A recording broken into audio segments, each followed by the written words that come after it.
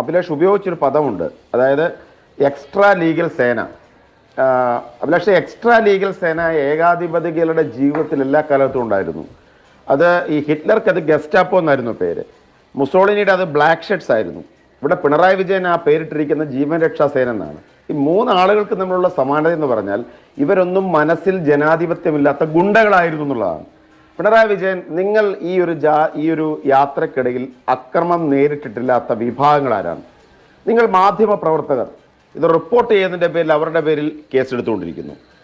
വിദ്യാർത്ഥികൾ ആക്രമിക്കപ്പെട്ടു, യുവാക്കൾ ആക്രമിക്കപ്പെട്ടു, വനിതകൾ ആക്രമിക്കപ്പെട്ടു, രാഷ്ട്രീയ പ്രവർത്തകർ ആക്രമിക്കപ്പെട്ടു. ഇതെല്ലാം നടന്നുകൊണ്ടിരിക്കുകയല്ലേ? ഇവിടെ ഇപ്പോൾ സഖാവ് കുഞ്ഞിക്കണ്ണൻ ചോദിക്കുന്നത്, ഇവിടെ ഒരു സമരം പ്രഖ്യാപിച്ചു എന്നാ. സഖാവെ, നിങ്ങൾ ദേശാഭിമാനി മാത്രം വായിച്ചാൽ പോരാ, കൈരളി ചാനൽ മാത്രം കണ്ടാൽ പോരാ.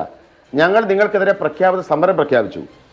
കല്യാശ്ശേരിയിൽ വെച്ച് ഞങ്ങൾ ഈ യാത്ര തുടങ്ങിയപ്പോൾ ആദ്യഘട്ടത്തിൽ ഞങ്ങൾ വിഷയങ്ങൾ ഉന്നയിച്ചു. അതായത് പറഞ്ഞു, പെൻഷൻ നിങ്ങൾ കൊടുക്കുന്നില്ല. പെൻഷൻ കൊടുക്കാത്തൊരു യാഥാർത്ഥ്യമല്ലേ? ലൈഫിന്റെ പദ്ധതികൾ മുടങ്ങിക്കിടക്കുന്നു, യാഥാർത്ഥ്യമല്ലേ? അങ്ങനെ എത്ര പദ്ധതികൾ മുടങ്ങിക്കിടക്കുന്നു, ഇത് ഞങ്ങൾ ഉന്നയിച്ചു. പക്ഷെ ഞങ്ങളൊരു പ്രതിഷേധമായ രംഗത്ത് വന്നില്ല. പക്ഷെ കല്യാശ്ശേരിയിൽ എത്തിയപ്പോൾ ഞങ്ങളുടെ ചെറുപ്പക്കാരെ കരുതൽ തടങ്കിൽ വെച്ചു. അതിനെതിരെ അവർ കരിങ്കൊടി കാണിച്ചു. കരിങ്കൊടി കാണിച്ചവർ ഡിവൈഎഫ്ഐയുടെ ക്രിമിനലുകൾ, നിങ്ങൾ വളർത്തുന്ന പക്ക ക്രിമിനലുകൾ, വെറും രക്തദാഹികളായ ആളുകൾ. അവരെ ഹെൽമറ്റ് കൊണ്ട് അടിച്ചും അതിഭീകരമായി അവരെ മുറിവേൽപ്പിച്ചു. അവർക്കെതിരെ പോലീസ്, ഈ ആക്രമിച്ച ഗുണ്ടകൾക്കെതിരെ 308 വധശ്രമത്തിന് കേസെടുത്തു. ഒരു മുഖ്യമന്ത്രി, സത്യപ്രതിജ്ഞ അധികാരത്തിലിരിക്കുന്ന ഒരു മുഖ്യമന്ത്രി പോലീസ് 308 എടുത്ത ഒരു വിഷയത്തെക്കുറിച്ച് പ്രതികരിച്ചത് ജീവരക്ഷാ പ്രവർത്തനം എന്ന് പറഞ്ഞാൽ അടിച്ചോടാനാണ് പറഞ്ഞത്. കാരണം മുഖ്യമന്ത്രിയുടെ ഒരു പാരമ്പര്യം അതാണല്ലോ. അതിനുശേഷം ഇങ്ങോട്ട് നിങ്ങൾ എല്ലാ സ്ഥലത്തും ഈ യൂത്ത് കോൺഗ്രസ്സുകാരെ, ഡിവൈഎഫ്ഐക്കാരെ കൊണ്ട് ആക്രമിപ്പിച്ചു. നിങ്ങളുടെ ഗൺമാന്മാർ, മുഖ്യമന്ത്രിയുടെ ഗൺമാന്മാർ, അവര് വാഹനം കൊണ്ടുവന്ന് ഇടിപ്പിച്ച് നിരവധി പേരെ പരിക്കേൽപ്പിച്ചു. ആലപ്പുഴ എത്തിക്കഴിഞ്ഞപ്പോൾ പോലീസ് കസ്റ്റഡിയിൽ മാറ്റി നിന്ന ചെറുപ്പക്കാരെ മുഖ്യമന്ത്രിയുടെ ഗൺമാന്മാരായ ഗുണ്ടകൾ പുറത്തുനിന്ന് വടിയെടുത്തുകൊണ്ടെന്ന് അവരെ അതിഭീകരമായി അടിച്ചു. അതിനുശേഷം ഇങ്ങോട്ട് വന്നപ്പോൾ തുടർന്ന് അക്രമങ്ങളുടെ പരമ്പര എല്ലാ സ്ഥലത്തും നിങ്ങളുടെ ഡിവൈഎഫ്ഐ ഗുണ്ടാസംഘം രംഗത്തിറങ്ങുകയാണ്. മുഖ്യമന്ത്രിയുടെ ഗൺമാന്മാർക്കെതിരെ സംസ്ഥാനത്ത് പ്രൈവറ്റ് അന്യായം കൊടുത്ത് കേസെടുക്കപ്പെട്ടു. എന്നിട്ടും തിരുവനന്തപുരത്ത് മുഖ്യമന്ത്രി പറയുന്നത് ഇതെല്ലാം ജീവരക്ഷാ പ്രവർത്തനമാണെന്നാണ്. വെഞ്ഞാറുമൂട് പോലീസ് സ്റ്റേഷനിൽ കരിങ്കൊടി പ്രവർത്തനം നടത്താൻ വേണ്ടിയിരുന്ന ചെറുപ്പക്കാരെ അറസ്റ്റ് ചെയ്ത് പോലീസ് സ്റ്റേഷനകത്ത് വെച്ചു. നിങ്ങളുടെ ഡിവൈഎഫ്ഐ ഗുണ്ടകൾ ആ പോലീസ് സ്റ്റേഷനകത്ത് കയറി ആ ചെറുപ്പക്കാരെ ആക്രമിച്ചു. യൂത്ത് കോൺഗ്രസ് നിയോജകമണ്ഡല പ്രസിഡന്റ് വീട് ആക്രമിച്ചു. വിനീത എന്ന് പറഞ്ഞ മാധ്യമ പ്രവർത്തക ഷൂ എറിഞ്ഞ ഒരു വിഷ്വൽസ് അവർ പ്രസിദ്ധീകരിച്ചു എന്നതിന്റെ പേരിൽ, അവരും പ്രതിഷേധക്കാരുമായി ഫോണും സംസാരിച്ചതിന്റെ പേരിൽ അവരെ നിങ്ങൾ കേസിൽ കുടുക്കി. എന്നിട്ടും നിങ്ങളുടെ മുഖ്യമന്ത്രിക്ക് അഹങ്കാരത്തിന് കുറവില്ല.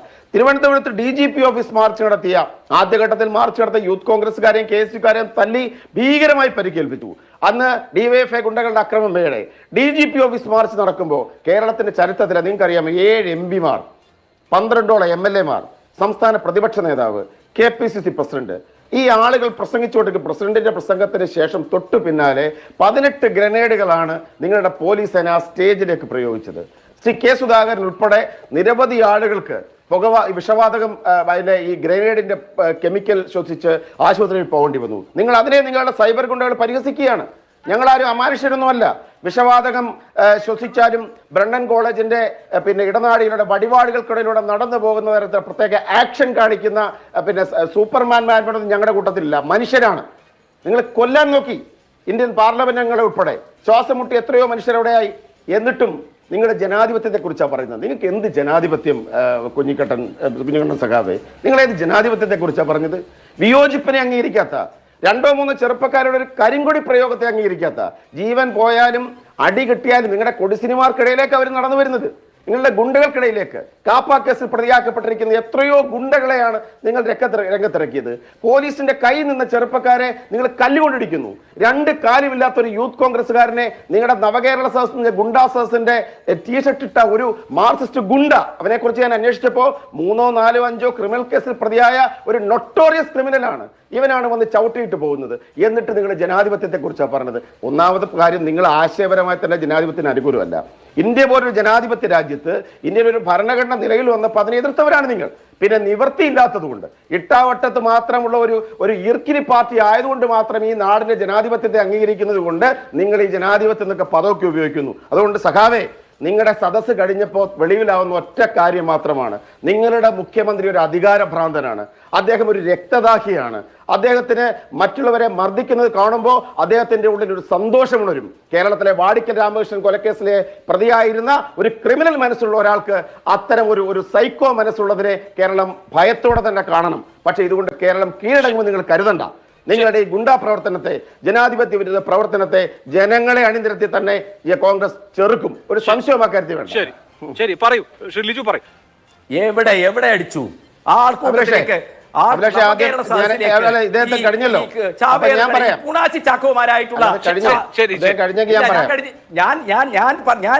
ഞാൻ ഇങ്ങനെ ക്ഷുഭിതനായി സംസാരിക്കേണ്ടത് നിങ്ങൾ ചരിത്രവിരുദ്ധമായ കാര്യങ്ങൾ പറയരുത്. നിങ്ങൾ ചരിത്രത്തെ ശരിയായി മനസ്സിലാക്കാതെ അനാവശ്യമായ താരതമ്യങ്ങൾ നടത്തി കേരളത്തിന്റെ ബഹുമാന്യനായ മുഖ്യമന്ത്രിയെ ഗുണ്ട എന്ന് വിളിക്കരുത്.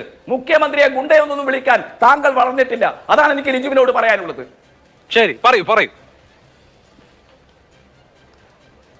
അപ്പോ ഒന്നാമത്തെ കാര്യം, മുഖ്യമന്ത്രിയെ ഗുണ്ട എന്ന് വിളിക്കാൻ ഞാൻ ഗുണ്ട എന്ന് വിളിക്കുന്നതിനുള്ള സ്വാതന്ത്ര്യം എനിക്കുണ്ട്. അതാണ് ജനാധിപത്യം, മനസ്സിലാക്കണം. ആർട്ടിക്കിൾ 19 എന്ന് പറയും, അത് നിങ്ങൾക്കറിയാൻ സാധ്യതയില്ല. കാരണം ഇന്ത്യൻ ഭരണഘടന വന്ന സമയത്ത് തന്നെ വിയോജിക്കാനുള്ള അവകാശമുള്ള ഭരണഘടന എതിർത്ത ആളുകളാണല്ലോ നിങ്ങൾ. വിളിക്കാനുള്ള അവകാശം വിയോജിപ്പിനുള്ള. രണ്ടാമത്തെ കാര്യം പറയാം ഞാൻ പറയാം. പിന്നെ നിങ്ങൾക്ക് ആർട്ടിക്കിൾ 19 പോട്ട് ഇന്ത്യൻ ഭരണഘടനയെ തന്നെ എതിർക്കുകയും ഇന്ത്യക്ക് സ്വാതന്ത്ര്യം കിട്ടിയപ്പോ കരുതനമായ ചില ആളുകളല്ലേ ഇന്ത്യൻ ഭരണഘടനയെ കുറിച്ച് പറയുന്നത്. അതുകൊണ്ട് അതവിടെ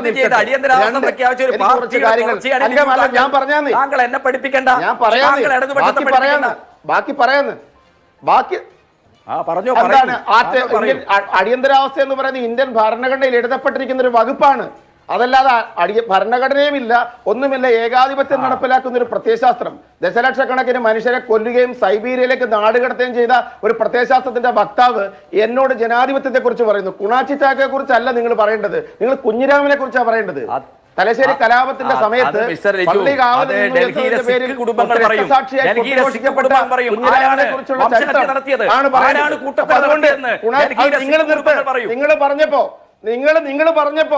നിങ്ങൾ പറഞ്ഞപ്പോ ഇതാണ് ജനാധിപത്യ ബോധമല്ല, മനസ്സിലായോ? നിങ്ങൾ എന്റെ പാർട്ടിയെ കുറിച്ചും സമരങ്ങളെ കുറിച്ചും മോശമായ ഭാഷയിൽ പറഞ്ഞപ്പോ അല്ല, നിങ്ങൾ കേൾക്കൂ, നിങ്ങൾ നിശബ്ദത പാലിക്കൂ. നിങ്ങൾ പറഞ്ഞപ്പോ അത് കേട്ടോണ്ടിരുന്ന ഒരു സഹിഷ്ണുതയുണ്ടല്ലോ, നിങ്ങളുടെ ജീവിതത്തിൽ നിങ്ങൾക്ക് ഉണ്ടാവില്ല. നിങ്ങൾക്കത് ജീവിതത്തിൽ ഉണ്ടാവാൻ പോകുന്നില്ല. പക്ഷെ എന്നാലും അത് പറയേണ്ട ഉത്തരവാദിത്വം എനിക്കുണ്ടല്ലോ. അപ്പൊ കുണാച്ചി ചാക്കോയെ കുറിച്ച് അല്ല പറയേണ്ടത്, കുഞ്ഞിരാമനെ കുറിച്ച് ആലോചിക്കൂ. കുഞ്ഞിരാമനെ കുറിച്ചുള്ള രേഖ പുറത്തു കൊണ്ടുവരൂ. തലശ്ശേരി കലാപത്തിൽ പള്ളിക്ക് കാവൽ നിന്നു എന്ന പേരിൽ നിങ്ങൾ കൊട്ടിഘോഷിച്ച കുഞ്ഞിരാമനുണ്ടല്ലോ. പി.ടി. തോമസ് നിയമസഭയിൽ ചോദിച്ചൊരു ചോദ്യമുണ്ട്, കുഞ്ഞിരാമൻ എവിടെ മരിച്ചു? കള്ളഷാപ്പിൽ വെച്ച് കുത്തുകൊണ്ട് മരിച്ചു. ആ കുഞ്ഞിരാമനെ നിങ്ങൾ പിന്നെ രക്തസാക്ഷിയാക്കി മാറ്റി, തലശ്ശേരി കലാപത്തിലെ ധീര നായകനാക്കി മാറ്റി. നിയമസഭാ രേഖകളിൽ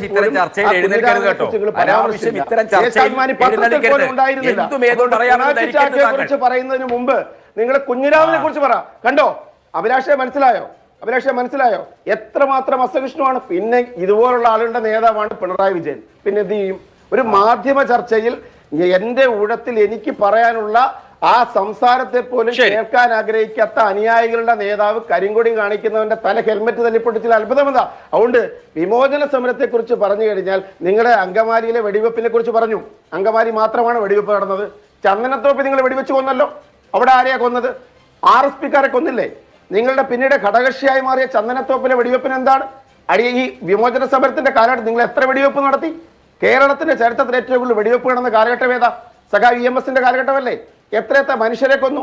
RSPക്കാരെ കൊന്നു, വിമോചന സമരത്തിൽപ്പെട്ടവരെ കൊന്നു, ഫ്ലോറി എന്ന ഗർഭിണിയെ കൊന്നു. നിങ്ങളെവരെല്ലാം കൊന്നവരല്ലേ നിങ്ങൾ? എന്നിട്ട് നിങ്ങൾ വിമോചന സമരത്തിന്റെ കുണാച്ചി ചാക്കോയെ കുറിച്ച് പറയും. ഇപ്പൊ കുഞ്ഞിരാമന്റെ കാര്യം അന്വേഷിക്കുക, എന്നിട്ട് കുണാച്ചി ചാക്കോയെ കുറിച്ച് കോൺഗ്രസിനെ കുറിച്ച് പഠിപ്പിക്കാൻ പറ. ഇത്തരം പല കാര്യങ്ങൾ ഞങ്ങൾ കേട്ടിട്ടുണ്ട്. ഇന്ത്യ സഖ്യം അല്ല, ഇതും കൂടെ കേട്ടോ. പക്ഷേ ഇന്ത്യ സഖ്യത്തിലെ ആളുകളെ ഗസ്റ്റാപ്പോയിട്ട് താരതമ്യപ്പെടുത്തരുത്. ഇന്ത്യ സഖ്യത്തിലെ ഏറ്റവും പ്രമുഖ കക്ഷിയായ കോൺഗ്രസിന്റെ ചെറുപ്പക്കാരൻ ഒരു കരിങ്കൊടി കാണിച്ചാൽ അവനെ തല്ലിക്കൊല്ലണമെന്ന് പറയുന്ന ഒരു മുഖ്യമന്ത്രി. ഇന്ത്യ സഖ്യം പൊളിക്കാനാണ് ഇത് ചെയ്തുകൊണ്ടിരിക്കുന്നത് പിണറായി വിജയൻ, മനസ്സിലായില്ലേ? ഇവിടെ മുഴുവൻ കോൺഗ്രസ്സുകാരെ തല്ലണം. അപ്പൊ ആരെങ്കിലും ഡൽഹിയിൽ CPM-ന്റെ ഏതെങ്കിലും പോളിറ്റ് ബ്യൂറോ അംഗത്തിനെ സഹിയായിട്ട് തിരിച്ചടിക്കണം. അപ്പൊ അതുകൊണ്ട് ഈ സഖ്യത്തിൽ നിന്ന് പുറത്തു പോകണം. ഇദ്ദേഹം BJP ഏജന്റാണ്.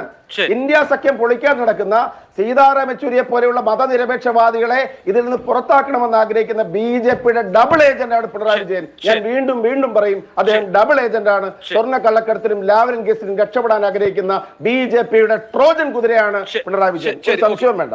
ബഹുമാനായ ശ്രീ KG കുഞ്ഞിക്കണ്ണന്റെ ഈ സംസാരത്തോട് യഥാർത്ഥത്തിൽ എനിക്ക് തോന്നുന്നു അദ്ദേഹം കേവലം ഒരു CPM ഭാഷ്യം മാത്രം പറയാ.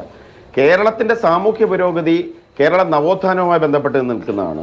അതായത് 19-ാം നൂറ്റാണ്ടിൽ തന്നെ തുടങ്ങിയ കേരള നവോത്ഥാനം രാജഭരണ കാലഘട്ടത്തിൽ തുടങ്ങി മിഷണറിമാർ മുന്നോട്ട് കൊണ്ടുപോയി വൈക്കം സത്യാഗ്രഹം ഉൾപ്പെടെ ദേശീയ പ്രസ്ഥാനം മുന്നോട്ട് കൊണ്ടുപോയ ഇന്ത്യൻ നാഷണൽ കോൺഗ്രസും ശ്രീനാരായണ പ്രസ്ഥാനങ്ങളും അയ്യങ്കാളിയും ശ്രീനാരായണ ഗുരുദേവനും മന്നത്ത് പത്മനാഭനും ഒക്കെ ഏറ്റെടുത്ത കേരള നവോത്ഥാനമാണ് കേരളത്തെ മുന്നോട്ട് കൊണ്ടുപോയത്. 1947 രൂപപ്പെടുന്ന സമയത്ത് 50-ൽ ഐക്യ കേരളം രൂപപ്പെടുന്ന സമയത്ത് തന്നെ കേരളത്തിന്റെ സാമൂഹ്യ സൂചിക ഇന്ത്യയിലെ മറ്റെല്ലാ സംസ്ഥാനങ്ങളെക്കാൾ കൂടുതലായിരുന്നു. ഇപ്പൊ തൊഴിലാളികൾക്ക് അവകാശബോധം ഉണ്ടാക്കുന്നതിൽ കമ്മ്യൂണിസ്റ്റ് പ്രസ്ഥാനങ്ങളുടെ പങ്കൊന്നും ഞാൻ നിഷേധിക്കുന്നില്ല. പക്ഷെ കേരളത്തിന്റെ സാമൂഹ്യ പുരോഗതി എന്നത് ഈ പറഞ്ഞ റിനൈസൻസിന്റെ ഭാഗമാണ്. ഇന്ത്യൻ നാഷണൽ കോൺഗ്രസ് ദേശീയ പ്രസ്ഥാനത്തിന്റെ ഭാഗമാണ്. ഭൂപരിഷ്കരണം നിങ്ങൾ നടപ്പിലാക്കിയോ? എവിടെ നടപ്പിലാക്കി? 1957 നിങ്ങളുടെ ഗവൺമെന്റ് ഒരു ബില്ല് അവതരിപ്പിച്ചു എന്നതിനപ്പുറത്ത് 1967 കോൺഗ്രസ് പിന്നീട് വന്നു കഴിഞ്ഞാൽ അച്യുതമേനോൻ ഗവൺമെന്റ് ആണ് ഈ നാട്ടിലൊരു ഭൂവിതരണമെങ്കിലും നടപ്പിലാക്കിയത്. എന്നിട്ട് നിങ്ങൾ ഭൂപരിഷ്കരണത്തെ കുറിച്ച് പറയുന്നു. നടപ്പിലാക്കിയിട്ടില്ലാത്ത ഉട്ടോപ്പിയ ആശയങ്ങൾ പറയുന്നതിനപ്പുറത്ത് ഇംപ്ലിമെന്റേഷൻ കേരളത്തിന്റെ സാമൂഹ്യ പുരോഗതിയുടെ നാഴികക്കല്ലാകുന്ന എല്ലാ പ്രധാന നീക്കങ്ങളും നടത്തിയത് കോൺഗ്രസുമായി ബന്ധപ്പെട്ട മുന്നണികളുമാണ്. അപ്പൊ അതുകൊണ്ട് കേരളത്തിന്റെ നവോത്ഥാനത്തിന്റെ അവകാശം നിങ്ങൾ ഉണ്ടായിട്ട് പോലും ഇല്ലാത്ത കാലഘട്ടത്തിൽ വഴി നടക്കാനുള്ള സമരം നടന്ന നാടാണിത്, അറിയാമോ? അപ്പൊ നിങ്ങൾ ഉണ്ടായിട്ട് പോലും ഇല്ലാത്ത കാലഘട്ടത്തിൽ മാറുമറയ്ക്കാനുള്ള അവകാശത്തിന് വേണ്ടി സമരം നടത്തിയ ഒരു നാടാണിത്. എന്നിട്ട് നിങ്ങൾ കേരള നവോത്ഥാനത്തിന്റെ അവകാശികളാണെന്ന് പ്രഖ്യാപിക്കുന്നു. അതുകൊണ്ട് ബഹുമാനായ ശ്രീ KG കുഞ്ഞിക്കണ്ണൻ, നിങ്ങളിത് പറയാനുള്ളത് നിങ്ങൾ പാർട്ടി സഹാക്കളോട് വല്ലതും പറഞ്ഞ് അംഗീകരിക്കും. കേരളത്തിന്റെ പൊതുമാധ്യമങ്ങൾക്ക് മുമ്പിൽ, കേരള സമൂഹത്തിന് മുമ്പിൽ കേരളത്തിന്റെ സാമൂഹ്യ സൂചികകളുടെ മുന്നേറ്റത്തെ പ്രവാസികൾക്കും സാമൂഹ്യ നവോത്ഥാന പ്രസ്ഥാനങ്ങൾക്കും ദേശീയ പ്രസ്ഥാനത്തിനും എല്ലാം വലിയ പങ്കുള്ള കേരളത്തിന്റെ സാമൂഹ്യ മുന്നേറ്റങ്ങളുടെ ആ ഒരു സൂചികയെ അങ്ങ് പിണറായി വിജയന് കൊടുക്കാൻ ശ്രമിക്കരുത്. നിങ്ങൾ സ്വാശ്രയ കോളേജുകൾക്കെതിരെ കാര്യം പറഞ്ഞു, ശരിയാണ്. സ്വാശ്രയ കോളേജിൽ ആദ്യം പഠിച്ച പ്രമുഖ നേതാക്കളുടെ മക്കളാരാ? ഇവിടെ സ്വാശ്രയ കോളേജിൽ SFI സമരം ചെയ്യുമ്പോൾ വീണ വിജയൻ പഠിച്ചത് അങ്ങ് അമൃത ഇൻസ്റ്റിറ്റ്യൂട്ടിലാണ്, സ്വാശ്രയ കോളേജിൽ അല്ലേ? നിങ്ങളുടെ പിണറായി വിജയന്റെ മകൻ വിവേക് കിരൺ ലണ്ടനിലെ ബെർമിംഗ്ഹാം ബിസിനസ് സ്കൂളിലാണ് പഠിച്ചത് അല്ലേ?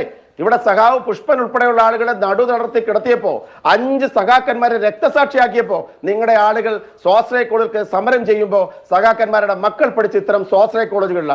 എന്നിട്ട് നിങ്ങൾ ആഗോളവൽക്കരണത്തെക്കുറിച്ചും ഉദാരവൽക്കരണത്തെക്കുറിച്ചും പറയുന്നു.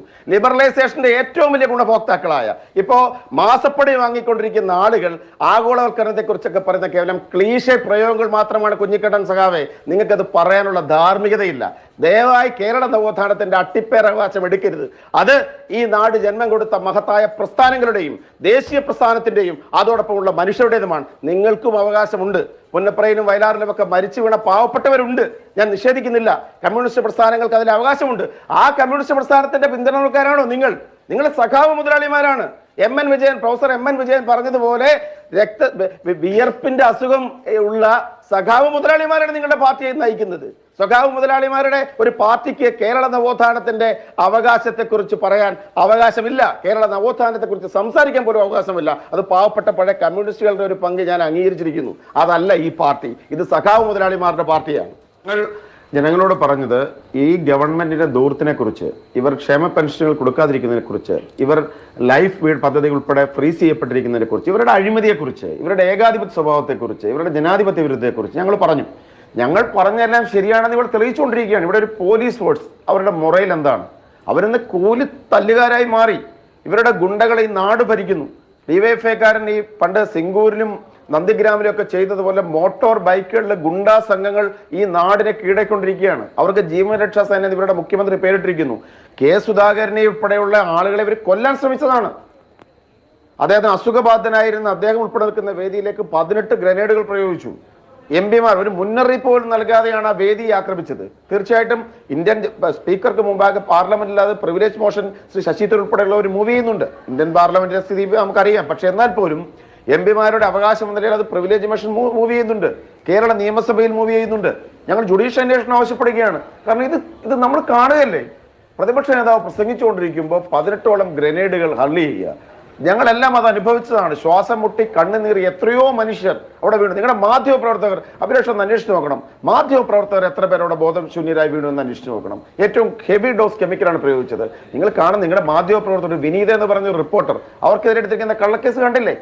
308 പെടുത്തിയിരിക്കുക. ഷൂ എറിഞ്ഞു എന്നൊരു കേസിൽ ഒരു മാധ്യമ പ്രവർത്തകയെ ഫോൺ ചെയ്ത് എന്നതിന്റെ പേരിൽ അവരെ 308 കേസിൽ പ്രതിയാക്കിയിരിക്കുകയാണ്. മാധ്യമപ്രവർത്തകരെ നാഴേക്ക് 40 വട്ടം വിളിക്കുന്ന ഈ മാർക്സിസ്റ്റുകാരാണ്. കാരണം പിണറായി വിജയന്റെ നിയന്ത്രണത്തിലാണ് ഇതെല്ലാം. എനിക്ക് ബഹുമാനായ ശ്രീ കുഞ്ഞിക്കണ്ണനോട് ഒരു കാര്യത്തിൽ ഒരു അല്പം ബഹുമാനമുണ്ട്. അദ്ദേഹം പറയുന്നു വ്യക്തിപൂജ ഞങ്ങളുടെ പ്രസ്ഥാനത്തിന്റെ ഭാഗമല്ല എന്ന് പറയാനുള്ളൊരു ധൈര്യം അദ്ദേഹം കാണിച്ചു. പഴയ നക്സലേറ്റിന് ഒരു ധൈര്യമാണ്. പക്ഷെ അത് ഒരു മന്ത്രിക്കും ഇല്ല. ഒരു വാസവനും ഒരു സജി ചെറിയാനും ഒരു MP രാജേഷിന് പോലും നഷ്ടപ്പെട്ടിരിക്കുന്നുള്ളതാണ് നമ്മുടെ വിഷയം. കേരളത്തിൽ ഇവരുന്ന് വ്യക്തിപൂജ നടക്കുകയാണ്. ഒരു മന്ത്രി പറയുകയാണ് ഈ പാവന പുരുഷൻ, ഈ ദൈവപുത്രൻ കാല് പൊടുക്കുന്ന ഈ ഭൂമി പുണ്യഭൂമിയാണെന്ന് പറഞ്ഞു. എന്തൊരു നാണക്കേടാണ്, എന്തൊരു നാണക്കേടാണിത്. വ്യക്തിപൂജയുമായി നടക്കുന്ന മാർക്സിസ്റ്റ് മന്ത്രി പുങ്കവന്മാർ, നാണക്കേടാണിത്.